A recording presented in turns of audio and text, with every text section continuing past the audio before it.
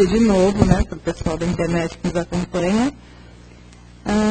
Lembrando da nossa festa junina que acontece hoje, para quem tiver interesse em estar indo, vai ser lá na Sabesp, né?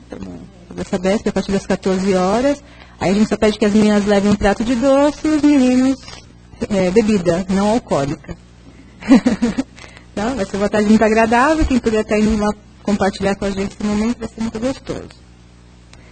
A pessoa que acompanha a gente pela internet, a gente responde a pergunta ao vivo, então quem quiser estar acompanhando, envia nas perguntas. No término a gente vai estar respondendo. Tá? Então agora nesse momento, vamos fechar nossos olhos, já harmonizados, sentindo a paz desse ambiente.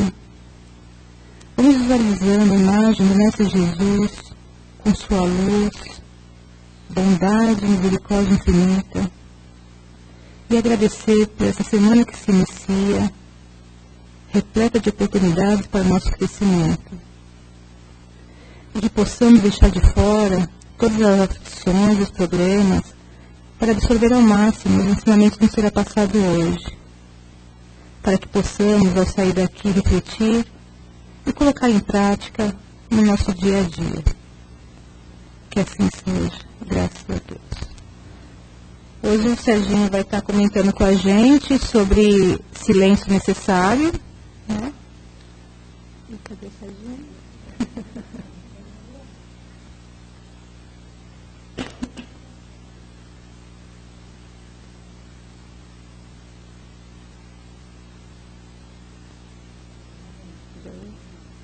Vamos aguardar um pouquinho, né?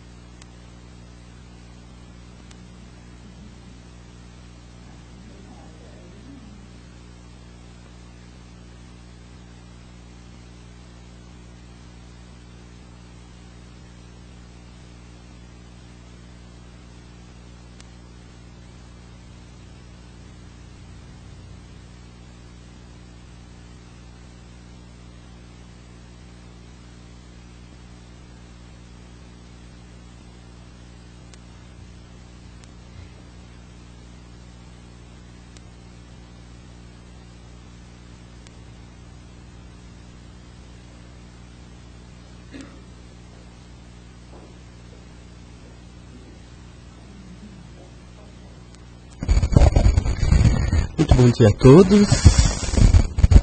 Bom, hoje nós vamos falar sobre a palavra e o silêncio em si, né?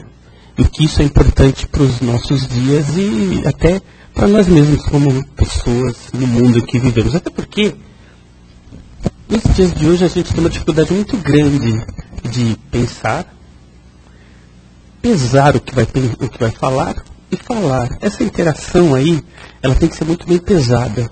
Até porque cada um de nós, individualmente, nós temos uma formação desde criança, mesmo que com a educação dos pais, com o meio que vive ao nosso redor, ainda assim nós somos indivíduos que têm uma personalidade muito própria. Individualmente, cada um de nós tem uma formação que independe do que vem de fora. Um exemplo, se a gente pegar gêmeos, vitelinos mesmo, idênticos, com a mesma estrutura física, com a mesma educação, vão ter comportamentos totalmente diferentes um do outro. Por quê? Porque intimamente cada um tem um aspecto da educação, cada um capta aquilo que está chegando para ele de uma forma. E essa formação é individual. Então, o mundo à nossa volta, apesar de aparentemente a gente achar que as coisas acontecem da mesma forma para todos, individualmente, cada um de nós tem uma forma de captar a informação do mundo. Quando, por exemplo, um professor está dando aula, ele, na cabeça do professor, ele acha que está sendo, está passando conhecimento individual para todo mundo, está todo mundo tendo a mesma aspecto do conhecimento. Mas isso não acontece. Por quê? Alguns de nós captamos muito mais quando, por exemplo, vemos. São pessoas visuais. Então, por exemplo, se o professor professor fica parado e não se movimenta, a pessoa vai ter dificuldade de transformar aquilo em informação. Tem pessoas que captam ouvindo. Ela não precisa nem ver o professor, basta ele falar que ela está captando tudo que ele está falando.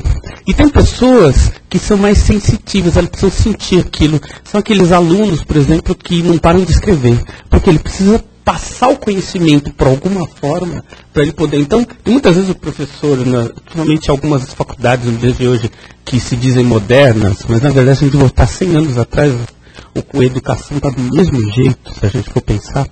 Então, é algo que não é assunto para hoje, mas a gente apenas aproveita para entender a questão da comunicação, né? Então, o que acontece? Aqueles alunos que ainda têm dificuldade de entender, vendo, ouvindo, tem que escrever. Quando eles escrevem, eles estão ali sim, passando conhecimento pelo crivo do próprio conhecimento. Porque eu escrevo. E aí tem aquele inconformismo, você não precisa escrever. O problema, ele não está escrevendo porque ele não precisa, ele está escrevendo porque faz parte da forma de adquirir conhecimento dele escrever.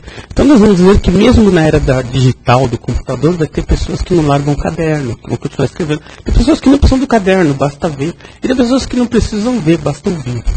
A forma de conhecimento é muito vasta.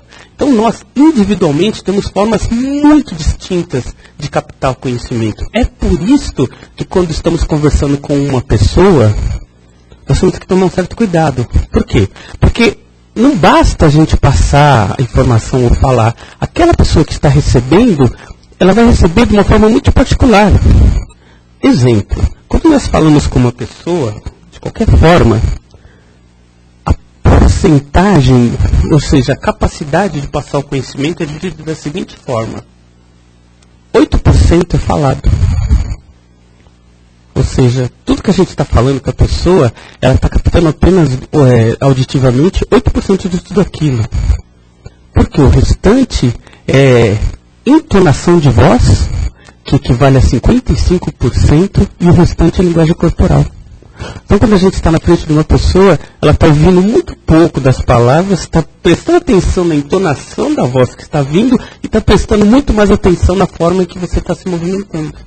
É por isso que é difícil, por exemplo, quando a gente vai transformar todo o conhecimento em texto. A gente vai passar o texto para alguma pessoa, a gente tem que escrever muito mais. E a pessoa não está vendo, não está ouvindo, não está vendo nossa forma de ser. Então, quando nós estamos conversando com uma pessoa, nós temos que verificar que a forma dela adquirir o conhecimento, ela muitas vezes não passa apenas por aquilo que a gente diz ou acha que está passando. Estou falando com ela, não. Então, o que acontece nos dias de hoje? Muitas das vezes a pessoa se ofende e a gente nem sabe, nem percebe que a pessoa se ofendeu pelo aquilo que a gente falou. Mas eu não tive a intenção de ofendê-la. Mas isso acontece. Por quê? Por essa dificuldade de comunicação que existe nos dias de hoje. Sempre existiu, na verdade, né? Então a gente tem que saber que trabalhamos com indivíduos. Como indivíduos, nós temos que, a partir de nosso próprio aspecto pessoal, saber como estamos passando a informação para frente. Até porque nós não sabemos como é que a pessoa na nossa frente está recebendo essa informação. Afinal de contas, como é que ela está recebendo? Como é que eu estou realmente passando? Isso é o aspecto mais normal, ou seja, no dia a dia. Nós muitas vezes estamos falando com pessoas, muitas vezes estamos ofendendo pessoas que estão à nossa volta e não estamos percebendo. Isso é normal.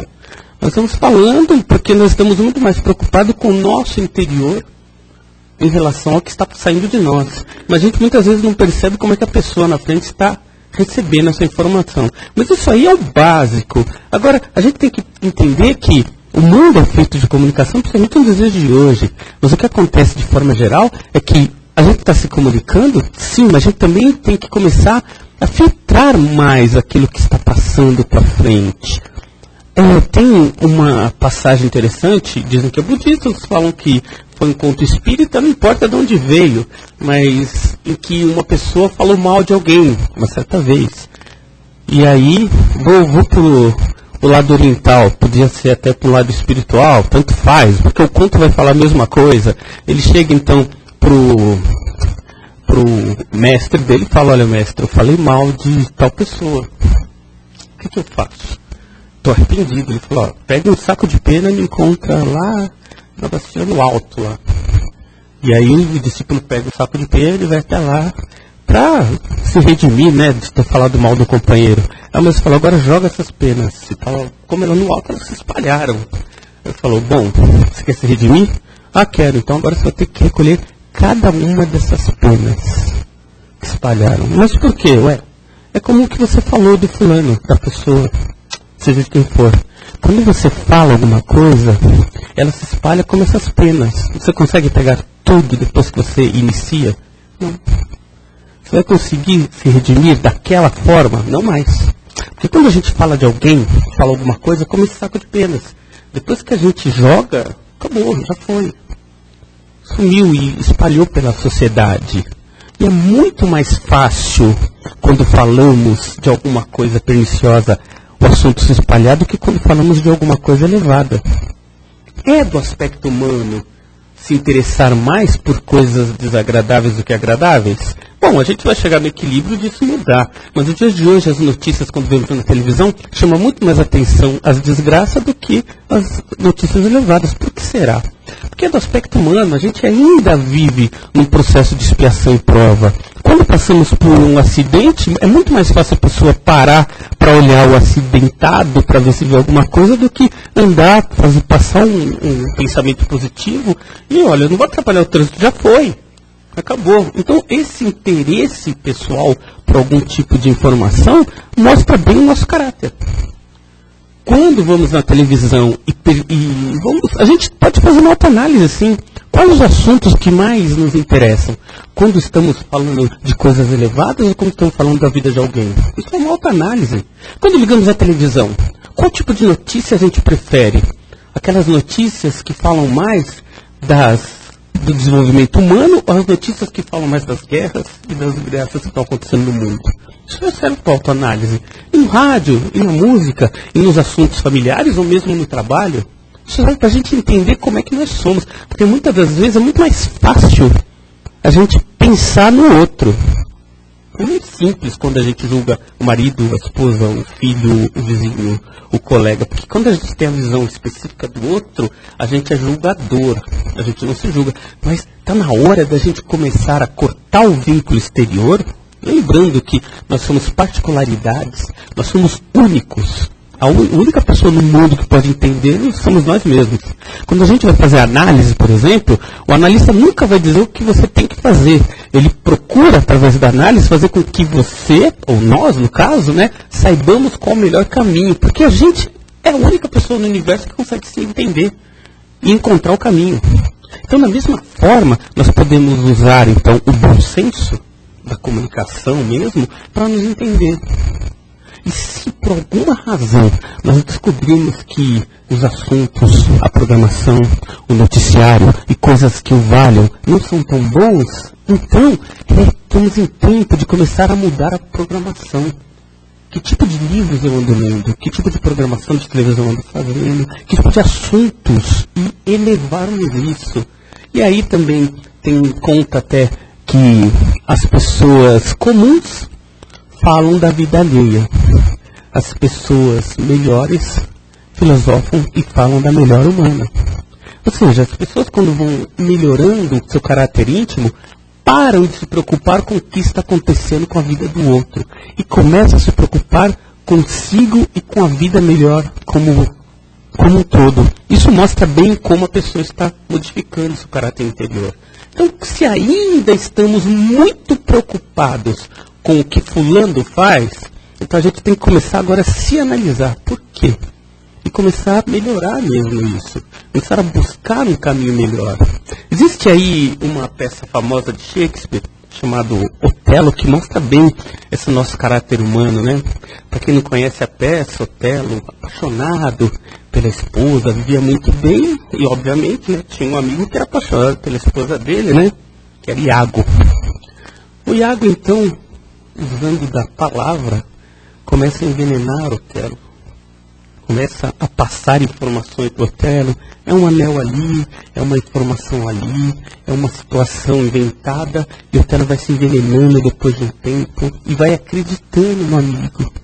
Tudo inventado, a esposa era honesta, sincera, nunca traiu, mas a conversa foi levada de tal forma em que Otelo acaba matando a própria esposa baseado apenas em suposições.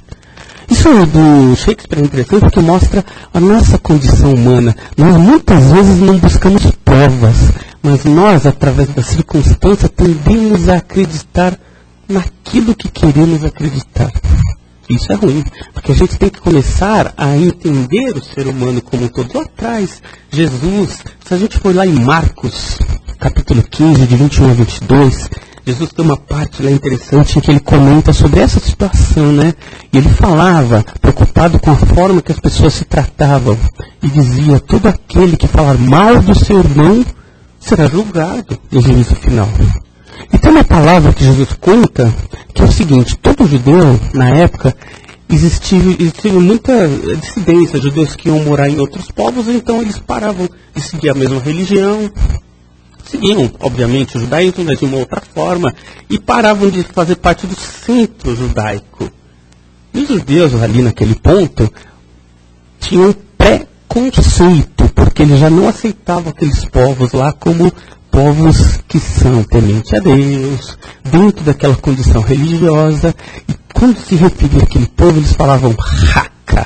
Raca, para os judeus, é uma das piores palavras que se possa. É quando a gente está transformando o ser humano em algo muito pior. Então, raca, eles se referiam a todo o povo que era não judeu. E Jesus, então, naquele ponto, em Marcos, capítulo 15, lá de 20, ele fala, e todo aquele que se referir a seu irmão como raca, será queimado no fogo do inferno. Jesus se referiu ao fogo do inferno porque mesmo na época se existia um medo no sentido de a condenação eterna. E Jesus usava isso justamente para, na época, nós, de então, começarmos a nos preocupar e não nos referirmos a qualquer tipo de pessoa por, ele é gordo demais, ele é magro demais, ele é preto demais, ele é branco demais, ele é careca demais, ele é cabeludo demais. Ou seja, nós, no nosso íntimo, também precisamos aceitarmos-nos todos como irmãos. E lá atrás, Jesus, vendo essas dificuldades, também já se referia a essa condição. Por que Jesus colocava medo no coração humano? Porque ele sabia que mesmo ali era muito difícil a pessoa não mudar a sua atitude pelo medo. Atualmente, dentro da doutrina espírita, nós sabemos que existe a reencarnação, ora viremos como homem, ora como mulher, ora como negro, ora como branco, ora como árabe, ora como brasileiro. Então, esse tipo de coisa tem que ser visto de uma outra forma por nós. Porque se nós ainda hoje vemos pessoas e condições e temos o nosso ponto de vista como o mais correto, a gente tem que começar a reanalisar a nossa própria condição.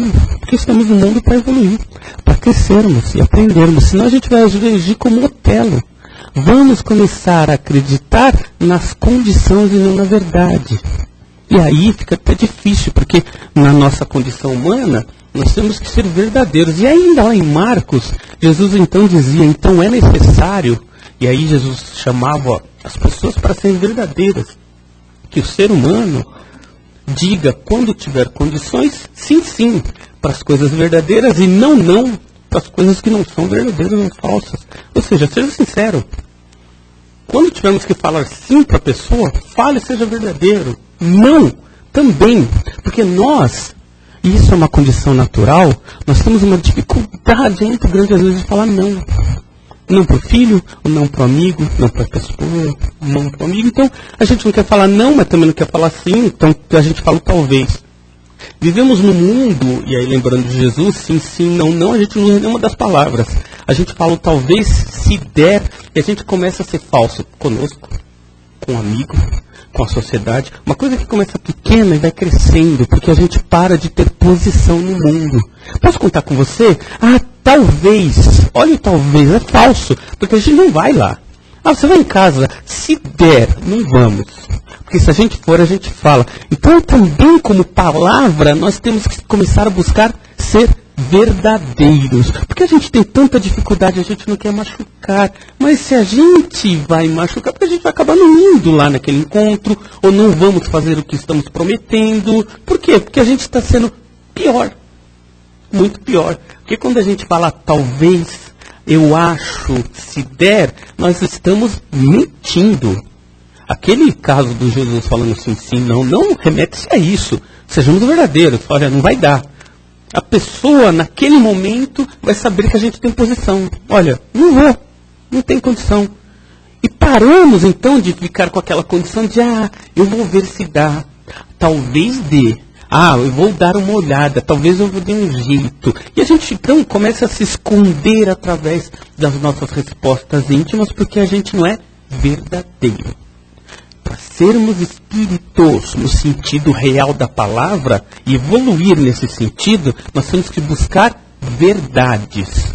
Sejamos verdadeiros conosco mesmo em primeiro lugar e depois com aqueles que estão à nossa volta. A partir do momento que a gente começa a assumir verdades nesse sentido, a gente para de se preocupar até mesmo com o que o outro está pensando.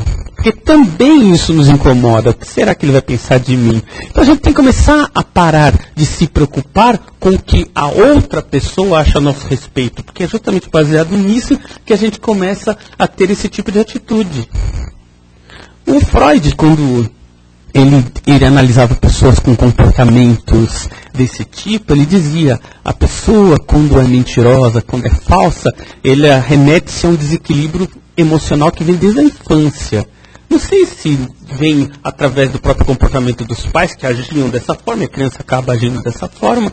Um exemplo claro é quando, por exemplo, a criança normalmente é muito verdadeira, né? Quando a pessoa é bonita, a criança normalmente vai falar que ela é bonita, se for feia, ela vai falar que é feia. E nós, como pais educados, a gente fala, não é que é errado também. Não faça isso, olhe, pense bem. Não é para falar assim. E aí nós vamos aprendendo a esconder as verdades. Nunca a gente tem que falar, você é feio, você é bonito, não é isso. Mas a gente começa a entender que desde criança a gente vai aprendendo a não ser verdadeiros. E quando a gente vira adulto, a gente transforma isso na nossa personalidade. O que é ruim, de certa forma, porque a gente vai escondendo de nós mesmos e dos outros que nós realmente somos. Então, está na hora da gente começar a buscar dentro de nós a nossa real personalidade. Senão a gente vive vivendo a persona. Para quem não conhece, dentro da psicologia humana, persona é um personagem. Freud ele dizia que nós trabalhamos em cima de um personagem. Nós criamos esse personagem. Nosso personagem é bonzinho, ele é legal porque ele tem que ser aceito pela sociedade, ele é transformado quando ele vai numa entrevista de emprego. Então, quando a gente está no trabalho, a gente vive essa persona. E essa persona, ela cresce tanto que acaba assumindo a nossa personalidade real. E a gente vive dentro dessa caracterização, não somos mais nós. E aí perguntaram, certa vez, num dos trabalhos de Freud, mas se essa persona é tão forte, quanto que ela é do ser humano? Infelizmente, ela chega a ser até quase 100% do ser humano, porque ele se esconde tanto que aquilo que ele criou para ser aceito na sociedade acaba tomando conta da vida dele. Então, se a gente for pensar, e as palestras, as espíritas são para a gente pensar, afinal de contas, nós somos reais? Será que esse ser que está aqui na frente somos nós mesmos? Quanto de nós está na nossa casa, no trabalho? Quanto de nós não foi criado para ser aceito, para ser amado, para ser respeitado? E quanto realmente de nós lá dentro está brigando para vir para fora e não vem? Evoluir e crescer é buscar o autoconhecimento. Lá na tábua, lá, os gregos romanos falam, conhece-te a ti mesmo, é tirar de dentro de nós essa personalidade e ser nós mesmos. Sim, para as coisas certas e não para as coisas erradas. Eu não preciso me importar mais. Mas eu não vou falar mais da vida de quem está próximo de mim. Não há necessidade, não. Não precisamos. Existe muito mais assunto, com muito mais interesse na busca do autotransformação do que ficar se preocupando com quem é que venceu o Big Brother. Nada contra o Big Brother, pelo amor de Deus. Não é isso. Só lembrando, né, o que Jesus comentava sobre Raca, quando ele falava, não busque aquele que fala Raca, então vai queimar no fogo do inferno lá, Mateus lá. É o seguinte, quando os judeus falavam de um povo externo, que não era judaico de nascimento, né? Foi nascido fora. E vocês podem ver que Jesus usava muito do aspecto do preconceito para trazer para a sociedade é justamente a aceitação. Por exemplo, quando ele comenta lá naquela passagem que o homem é agredido e assaltado, então quem é que vai, vocês lembram lá, quem pode me dizer quem é que salva o homem que é assaltado lá na viela? Alguém lembra essa passagem de Jesus? Isso aí, quem? Exatamente. Quando a gente fala samaritano, a gente fala, tá, um samaritano. Mas na época, Samaria era uma desses povos separados do judaísmo, em que os judeus se referiam eles a Raca. Eram povos externos à cultura judaica. Eles não eram aceitos. Quando Jesus falava foi o samaritano, é muito mais forte. Aqui nos dias de hoje a gente fala samaritano e não tem ideia da noção que era. Vamos trazer para o dia de hoje. Imaginem Jesus, então, aqui. Não eu, obviamente, mas Jesus ali falando o conto do Salmo. É só para a gente tentar entender, vocês vão entender bem como é que era essa passagem, para a gente entender como é que é essa coisa da aceitação. Então Jesus falava, então, o homem foi assaltado, aí passou um paulista, olhou, passou um carioca, olhou e deixou para lá. E passou um argentino e levou ele.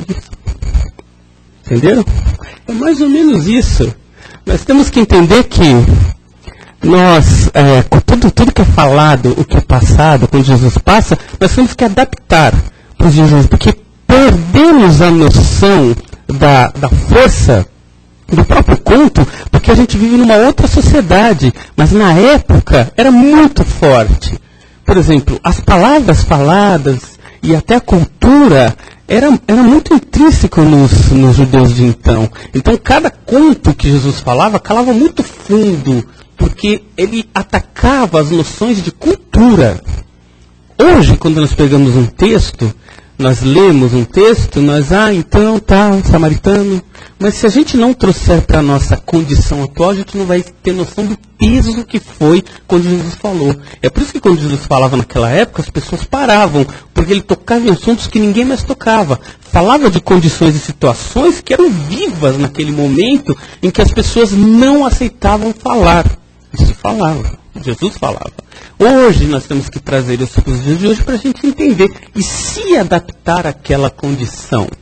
Como diz um certo texto de uma mulher, falando na própria condição humana, né? Ela ia na igreja todo domingo, e todo domingo quando ela saía da igreja tinha um mendigo, e ela dava um dinheirinho para o mendigo. E todo domingo ela ia lá dava. Chegou um certo domingo em que ela não tinha dinheiro.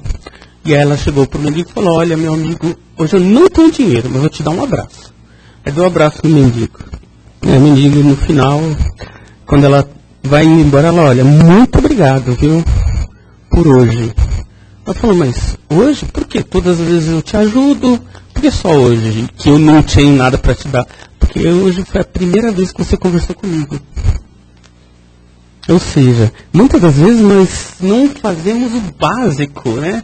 A gente acha que está fazendo o nosso bem, nosso caminho, nós estamos bem na sociedade e, na verdade, falta-nos a condição básica. Ou seja, nós não somos animais encarnados no mundo. Nós somos seres humanos a caminho da evolução. Por exemplo, claro, lá no livro do próprio Chico, ele comenta, no Irmão X lá, ele comenta uma passagem que o homem então desencarna e está lá na porta do paraíso, querendo entrar. Aí o anjo chega assim, pega uma lista, fala, muito bem, vamos ver como é que você foi na Terra. Ah, casado? Casado e um bom marido. Ah, você teve filhos? Sim, tive filhos e foram muito bem educados. Ah, trabalhou a vida toda? Sim, trabalhei e muito. E aí o chão ele vai praticando tudo, muito bem, casado, esposa, mulher, marido, trabalho, tá. Aí o anjo vira para ele e fala, o que mais? Ah, mas eu fui marido, eu casei, eu tive filhos, eu já fiz tudo. Ele falou, meu amigo, e o anjo vira para ele e fala, casar, ter filhos e educar, os animais já fazem. O que mais? O que você como ser humano fez além disso? Porque se a gente for ver na sociedade, os pais protegem os filhos já vivem em conjunto, animais existem que também, do jeito dele, já possuem seu lar. O que mais? Porque fazer o que já se faz é o normal. Buscar dentro da normalidade algo a mais é que nos diferencia. E quando falamos algo a mais, não falamos em algo espetacular. Vamos fazer algo que vai transformar a sociedade. Vamos parar com isso. Aqui nós temos que pensar em algo normal, dentro da nossa família, buscar o amor, o entendimento entre as pessoas, começar a ver comunicação dentro do lar, conversar com as pessoas que estão à nossa volta, não nos isolar. Por mais que se fale hoje, mas a sociedade hoje se comunica por causa da internet, do Facebook, as pessoas estão se comunicando muito menos ao vivo. Se comunicar, conversar, crescer, buscar assuntos que engrandeçam a nós e as pessoas que estão à nossa volta, eliminar assuntos que falem da vida do outro, começar a buscar dentro da própria trivialidade do dia a dia, coisas que melhorem através do assunto, da leitura, da programação, coisas que elevem o espírito, transformarmos-nos em pessoas melhor em coisas do dia a dia. Não buscar, vou fazer um trabalho espiritual, tá bom, vai, monta uma creche. Mas o que vai fazer a pessoa crescer realmente é a transformação pessoal. Se aquela creche que ela vai criar vai trazer para ela a transformação pessoal, então vai criar creche. Mas o que falamos, o que o Evangelho fala, se a gente for na doutrina espírita, se for no Kardec, a gente vai ver que em todos os assuntos a busca é autotransformação. É olhar para si próprio e não para fora de si. E só para a gente terminar, a gente não podia deixar de citar o próprio Chico, né? Numa passagem que a mulher ela tinha um problema muito sério com o marido, falando até da questão da comunicação. E toda vez que o marido chegava muito bêbado em casa, ela brigava com o marido e não adiantava nada. E ela brigava, ele continuava bebendo. Aí um dia ela foi lá se consultar com o Chico e falou, olha Chico, eu não sei mais o que fazer. Meu marido bebe muito. Toda vez que ele bebe, eu lá brigo, e ele continua bebendo, eu brigo. Aí eu falo, filha, já experimentou o tratamento da água? Mas como é que é o tratamento da água? Toda vez que seu marido chegar, você enche a boca de água e magicamente os problemas vão começar a diminuir. Vou experimentar. E aí, toda vez que o marido chegava, ela enchia a boca de água. Obviamente, com a boca cheia d'água, ela não podia falar, né? E aí o marido chegava, resmungava e ela não falava nada, porque não podia, estava com a boca cheia de água. E passou um dia, passou 2, passou 3, o marido foi percebendo que ele chegava em casa, a mulher já não reclamava, estava com a boca cheia de água. E aí ele percebia que já não tinha o aborrecimento de chegar em casa e a mulher ficar falando. Então ele começou naturalmente a parar de beber. Pela condição que existia, provavelmente o casal discutia muito, então ele foi buscar alguma satisfação exterior, naquele caso, e foi parando de beber. E aí a mulher então volta para o Chico e fala, Chico, que bendita água. E o Chico fala, é milagrosa. Realmente, muita paz a todos.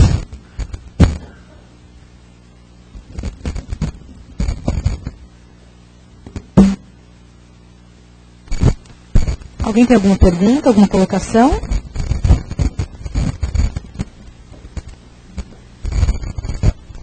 Bom dia a todos, né? Bom dia. Eu não gostaria de localizar muito assim a pergunta, né, para não ficar uma coisa assim, tipo, a opinião de tal pessoa. Mas dentro de tudo isso que você falou assim das futilidades e tal, principalmente na televisão, né, porque é o principal meio de entretenimento, assim, que a gente chega em casa. O que da doutrina espírita, assim, como que é visto esses programas assim, tipo Cidade Alerta, Big Brother, todas essas coisas assim que falam da condição humana, mais pelo lado negativo, assim. Como que é visto, o que que isso agrega para o espiritismo e para as pessoas no modo geral, assim? Como que é visto esse tipo de entretenimento, assim, que a gente na maioria das vezes busca, assim? O que que isso acrescenta? Boa pergunta. Bom, como foi dito, né, nós temos que buscar, de certa forma, melhorar a nossa própria condição. Se que a gente melhora o nosso interior, exteriormente a gente vai buscar assuntos melhores. Tem uma passagem no nosso lar, para quem viu o filme, teria que ler o livro para entender, em que, por exemplo, André Luiz, ele queria, por exemplo, que um determinado espírito que morava, que estava habitando no escuro, fosse levado para a luz. E o mentor, então, fez de propósito. Pegou aquele espírito e levou para um lugar mais iluminado. O espírito, então, quando acorda, ele não entende aquela claridade toda, aquele ambiente mais harmonioso, para ele era muito diferente. E aí, então, ele volta para o lugar que estava. Ou seja, o mentor fala, olha, André, quando o espírito não está preparado, não adianta a gente deslocar ele para lugares melhores, porque ele não vibra naquela condição. Hoje, o nosso mundo, ele ainda não tem a condição de vibrar numa sintonia em que a programação de televisão e de assuntos correlatos melhorem. Hoje nós vibramos numa condição em que a grande maioria de nós ainda coaduna com determinado tipo de programação. Não é uma crítica, é uma realidade, é uma constatação. Tanto que programas como esse têm muita audiência. Agora, óbvio está que a gente tem que buscar dentro de nós, como indivíduos, melhorar isso. Tem uma psicografia de um espírito, não sei se era Lúcio, ele diz o seguinte, que os espíritos, vez ou outra, eles vão em determinados lares e vão medir as condições vibratórias do ambiente e da família, né, para ver como é que está. E numa dessas, justamente eles vão numa casa em que está tendo um programa passando um filme muito violento. E os espíritos, então, eles se assustam com a forma, a carga de adrenalina que as pessoas conseguem criar dentro de si, baseado naquela programação. E eles falam, nossa, nós precisamos desse tipo de coisa para justamente nos equilibrar, talvez? Não sei. O que nós podemos dizer é que ainda vivemos uma condição em que necessitamos, muitas vezes, desse tipo de coisa. Agora, não dá para mudar isso da água para o vinho. Não tem como. Tirar a programação baseada nas necessidades não existe. Por exemplo, a programação é criada baseada no que busca. Por exemplo, todo programa de televisão, antes é feito um mercado, eles vão no mercado e vão verificar o que as pessoas querem ver, ouvir. E aí é trazido, e as pessoas discutem, nada acontece por acaso, vamos criar um programa novo, vamos colocar na televisão e já vai ter audiência. Não. Então, os programas ainda são reflexos do que a sociedade ainda quer. Esses programas e algumas programações, ainda na família, geram ainda as condições que a gente até sabe qual é. Os desequilíbrios que existem muitas vezes vêm da televisão, mas é porque a família ainda assim precisa daquilo. De alguma forma, necessita disso. Não houve modificação. Mas dentro do ambiente espiritual já se sabe que eles estudam isso há um bom tempo e sabem como é que a programação de televisão está induzindo a família às condições que existem hoje no mundo. É ruim? É. Então nós não vamos falar aqui ou criticar como é que é o ambiente da televisão na casa de ninguém, pelo amor de Deus. Mas nós temos que sim que buscar dentro de nós, como indivíduo, mudar em nós essa sintonia. Individualmente a gente tem essa condição. Mudar essa sintonia e buscar programação melhores, condições melhores, atitudes melhores. Isso a gente tem condição, tá? Mas esse estudo se sabe que não é das melhores as condições das famílias que ainda vibram nessa sintonia. Mais alguém? Dalmo, ele faz a seguinte pergunta. Devemos nos calar ou falar o que enxergamos de errado em nosso parente? Então, Dalmo, quando nós estamos falando o que estamos vendo de errado, nós muitas vezes estamos entrando em atrito com a pessoa. Por quê? Ora, foi falado até aqui na palestra, é muito fácil a gente ver o defeito dos outros, né? Fácil. Quando alguém está fazendo alguma coisa errada, a gente é o primeiro a observar isso. Seja na família, seja no trabalho, é muito fácil isso. E às vezes é muito fácil a gente chegar para a pessoa e falar, você está errando aqui, aqui e acolá. Mas não é isso que modifica as pessoas. Não é chegar para a pessoa e simplesmente falar o que acho, o que penso, o que eu estou vendo, que vai modificar aquela condição ou situação. Muito pelo contrário, porque a gente não busca entender por que a pessoa age dessa forma antes de falar. Se aproxime. Comece a entender, porque, como foi falado também na palestra, como indivíduo, nós temos uma forma muito particular de entender o mundo. A forma que eu vejo o mundo é diferente da forma que outra pessoa está vendo o mundo. A forma que esse amigo está vendo o mundo é uma. Tentemos entender. E para entender, a gente tem que tentar entender como ele está vendo. Por que ele toma essas atitudes? Por que ele age dessa forma? Se a gente conseguir entender isso, a gente consegue ajudar. Agora, simplesmente falar é fácil. Não é recomendado. Simplesmente ir lá e apontar o dedo é muito fácil. Mas não vai melhorar as pessoas. Lembrando sempre que uma atitude masculina essa, tá? O homem, mesmo criança, ele tem um mecanismo psicológico de proteção, né? Nós conseguimos escutar qualquer reclamação, mulheres, já foi falado isso para vocês, né? Por 3 ou 4 segundos a gente consegue ouvir qualquer reclamação. Então a mulher, quando vai falar para o filho, para o marido, para o namorado, cuidado, vocês têm 4 segundos no máximo para reclamar. Depois disso, nosso mecanismo de proteção interior vai buscar respostas. Aí vai começar a discussão, tá? Porque vai buscar resposta para contradizer aquilo. Então quando a gente fala com alguém, chamando a atenção, a gente está justamente apontando o dedo na ferida da pessoa. Ela normalmente vai buscar o quê? Ora, se ela está me atacando, deixa eu me proteger. Não é a melhor forma de ajudar ninguém. Simplesmente apontar erros. A melhor forma é tentar entender por que ela age desse jeito e ajudá-la a modificar. Aí assim nós estamos ajudando.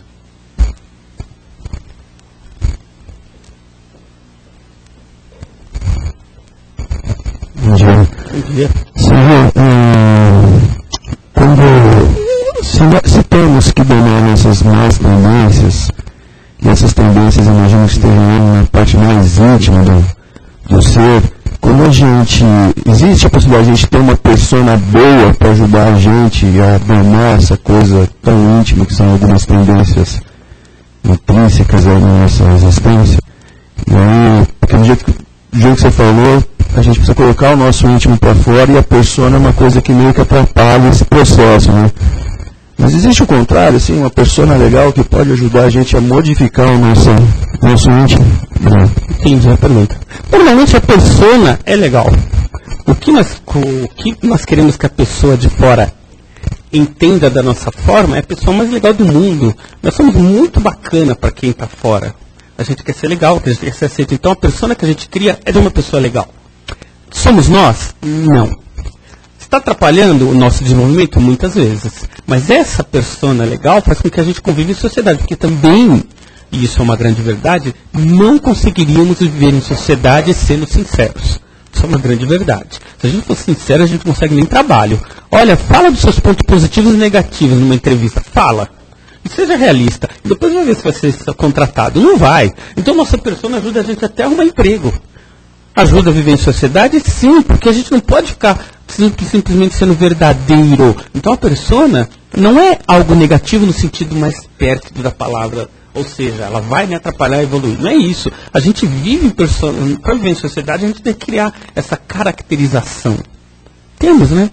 A gente vive em sociedade, a gente tem que viver dessa forma. Agora, não é por isto que nós temos que esconder essa nossa verdade íntima. A gente tem que sim estudarmos-nos para saber em nós mesmos as condições verdadeiras que nos atrapalham a evolução. E se a gente porque a ideia básica é a seguinte: se a gente acha que a nossa persona somos nós, a gente está errado. A gente não é tão bonzinho, a gente não é tão legalzinho. Esse é o ponto. A gente não é tão legal quanto a gente acha. Muito pelo contrário, a gente tem que buscar em nós as nossas verdades. Esse é o ponto verdadeiro. Buscar em nós a nossa verdade não é começar a ser sincero com todo mundo. Então vou falar a verdade para todo mundo porque eu não quero ver com a pessoa. Também está errado. A gente tem que buscar em nós essa transformação. E aí sim, se nós achamos que o nosso exterior está condizendo com o que nós queremos ser, sim, ir adaptando o nosso real ser a esse exterior. Até o ponto em que a gente realmente se torna aquilo que a gente deseja ser. Esse é o bom.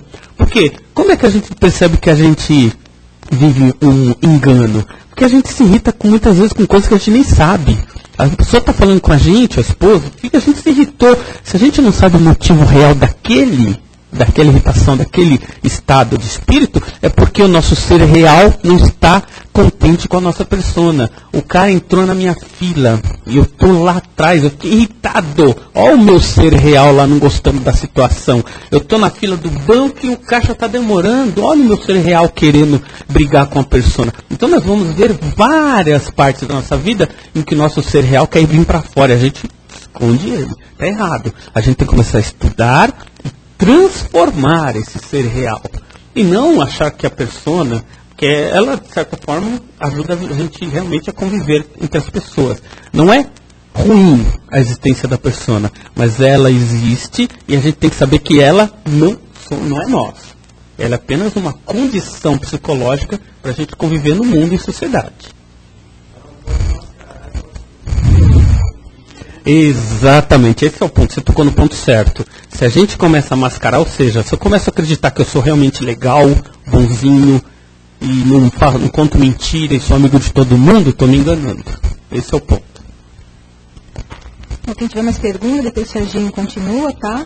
Só pra gente respeitar o nosso horário, tá bom?